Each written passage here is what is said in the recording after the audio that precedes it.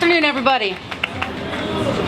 It was a complete honor to serve for 6.5 years as a prosecutor in this city, championing survivors of sexual assault, of rape, of intimate and sexual violence.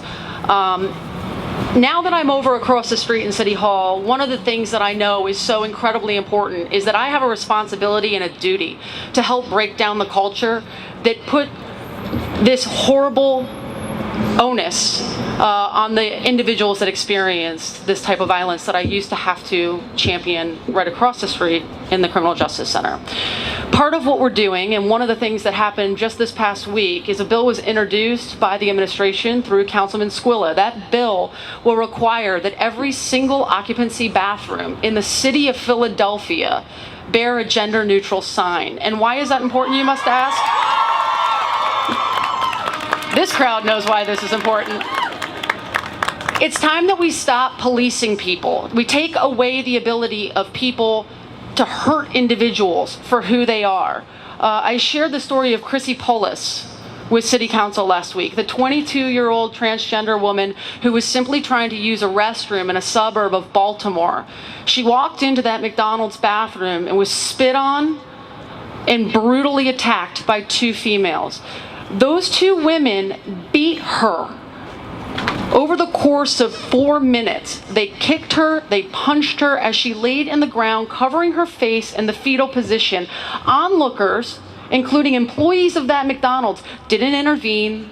They didn't call for help. They didn't stop the attack. They took out their phones, they videotaped it, and they laughed. This happened to Chrissy because of how these people perceived her. Because she wasn't good enough to simply do what every single person here does every day: go to the bathroom.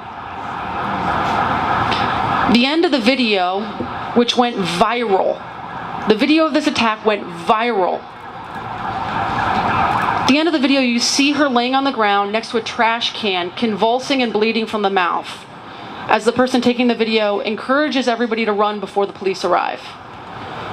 Chrissy said afterwards to the media that she never would have told anybody what happened to her, that the shame of what happened to her would prevent her from ever stepping forward. That video forced her into the spotlight. That video forced this issue into the spotlight as well. So for all of the thousands upon thousands upon thousands of other people who, when they were victimized, it wasn't recorded, this bill will help break down society's horrible, horrible opportunity of victimizing people. The bill will be read for the first time next week and will hopefully be passed before the end of the month. I look forward to celebrating that with everybody when it does happen. It's important that we understand and share the importance of that bill with everybody. It is also important to recognize that violence happens all throughout our country in places other than just bathrooms because of how people are perceived. Here in Philadelphia alone, we have had far too many individuals attacked because of who they are, because of how they are perceived. People are murdered and brutally beaten because they're trans, because of how they're dressing. That is the type of rape culture that we need to break down. That we need to break down. I heard you, sir. We all did.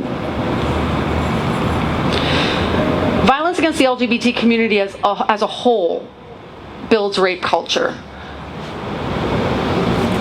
I want to share with you a statistic that I learned 2 weeks ago at a policy briefing in Washington, D.C. It's something that you can find and read on the National Intimate Partners Sexual Violence Survey.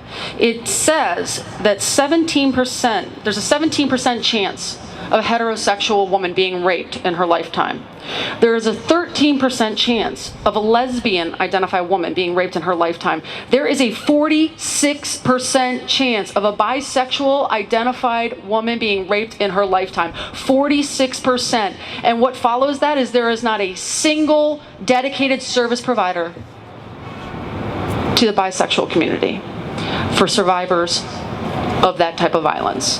That's something that everybody here can start putting their heads together and start working towards. I commend you all for being here. This is a fantastic and necessary thing. This march, it should happen every day. Every day that you walk out of your front door, you're marching to end rape culture. Every day that I walk into City Hall, I'm marching to end rape culture. I am so proud of everybody that's here. I'm so proud of you who are brave enough to not have jackets on. I don't know how you're doing it. I'm going to keep my clothes on because I'm freezing, but maybe next year. Thank you for having me. Have a great march, and you all are wonderful.